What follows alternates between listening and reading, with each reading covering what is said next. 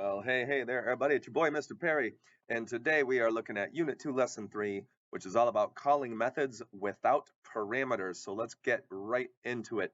So first off, we're just going to chat about what methods are in a general sense. So methods are a set of instructions that define the behaviors for all objects of a class. So we've got a couple of methods down here. This one here should look familiar to you. Public void speak, and this one just has the print statement meow. So this is a method that is one of the behaviors of the pet class. And then down here, we've got public void add nums, int A, int B. And then this one also includes a print statement, which adds the two together and would print those. So again, this would be a behavior that is included in probably some kind of calculator class or something along those lines. So methods, again, any set of instructions, anything included in between these two curly braces, those are the instructions that will define the behaviors for all objects in that class. Now, methods have different categories, and we're going to look today at two general categories of methods. We're going to look at non-static, or what can be called object methods. And methods must be called in main using the object name. So here we are. We'll just say this must be our main method. And you can see pet Nikki equals new pet. So we've created an object, or we've instantiated an object of the pet class called Nikki.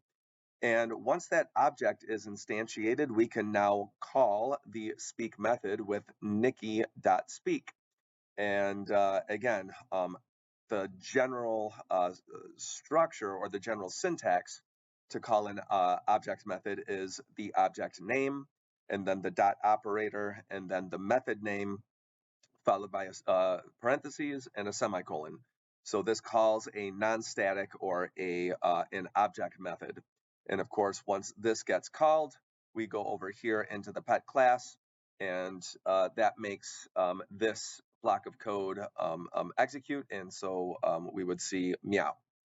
But there are also what are called static or class methods, and these must be called in main using the class name. And we have an example of that here. Here we are in our main method, and you see calculator.add 3, 7, calculator.add 10, 24. So these are this is a class method, and you can tell by a couple of things. First off, you'll notice that calculator is capitalized. So this must be a reference to a class, because remember, class names get capitalized, whereas names of objects get lowercase. So you don't have to instantiate an object of the calculator class. You can just literally just type calculator.add, and this goes into the calculator class.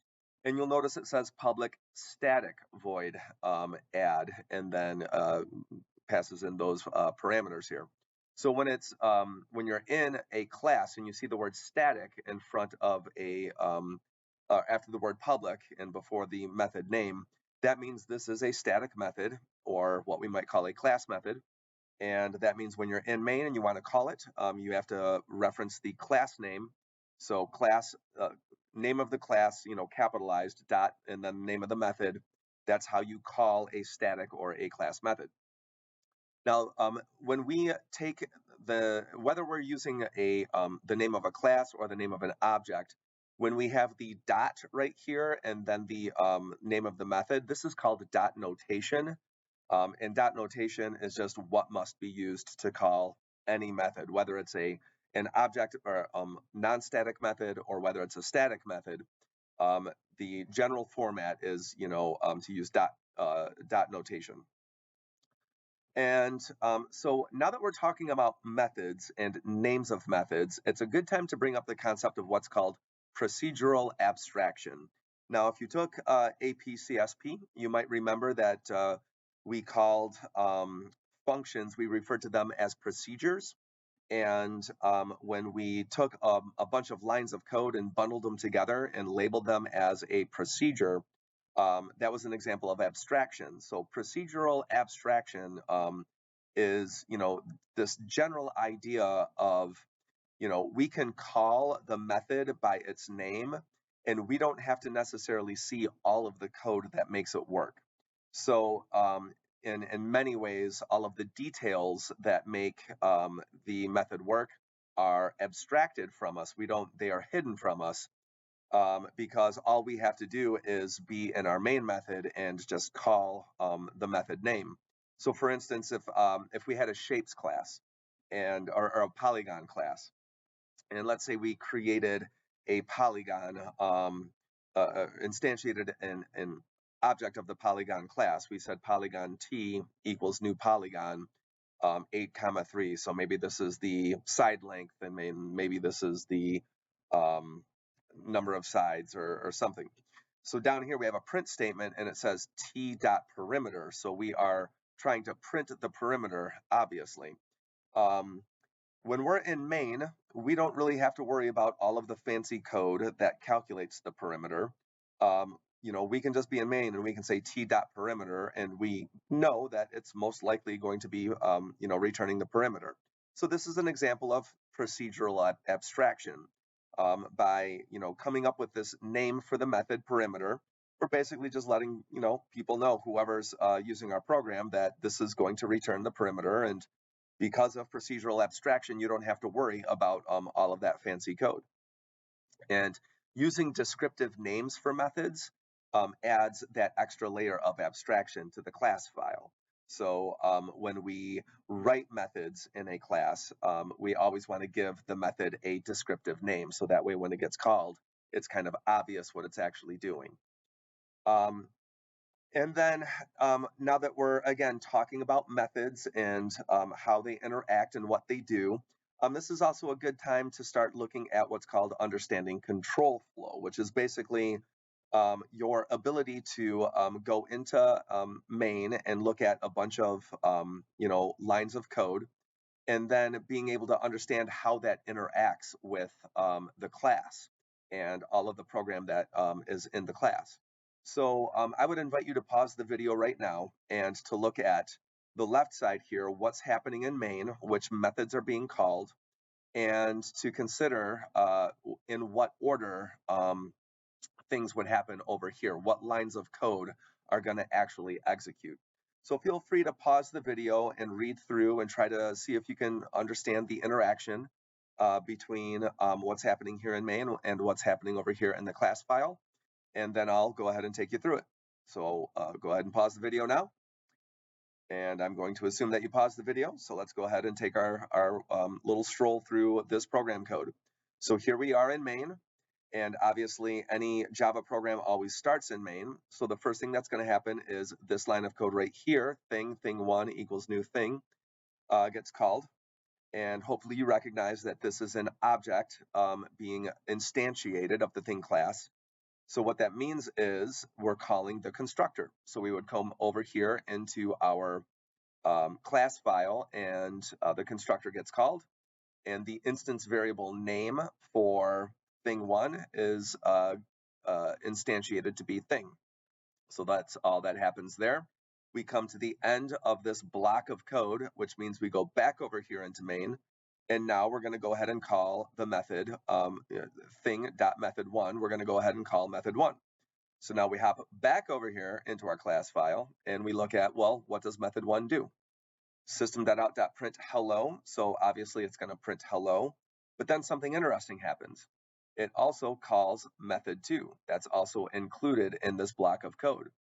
So that means we would jump down here into method2, and that's going to go ahead and print the word there. And now we come to the end of this block of code.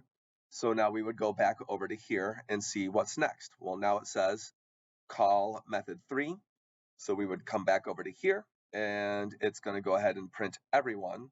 And again, that's the end of that block of code. So that's all it does. So at the end of the day, this would print hello there, everyone, concatenated all together without any spaces. And there you go. So as we call methods in main, we go into the class file and we see, well, what does that method tell us to do? and then we just basically follow those instructions. Now, we might also encounter what are called return statements when we are in a method. And so here's a similar kind of setup. Over here, we are in main, and over here we are in our class file. But what you'll see now is that the methods include what are called return statements. So let's go ahead and trace this through and understand the control flow of what's going to happen. So we'll start in main. We're going to instantiate a new object of the thing class called thing1, which means we are calling the constructor.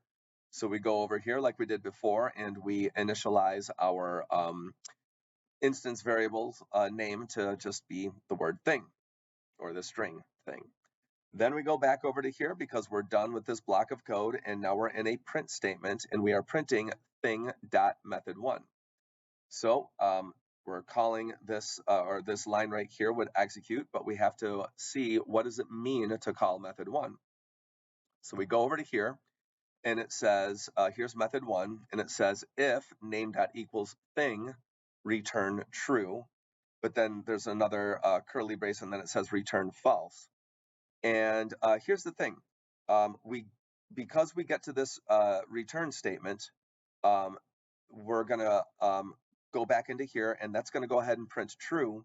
And now you're done. This line has executed, and we've returned true. And so that's it. We would now go to the next line down here, which says, let's call method 2. So we go over here to method 2, and it says if name.equals thing, go ahead and return I am thing. And again, we get to the end of this, we get to this return statement, so we're done. That sends us back, and we are now done.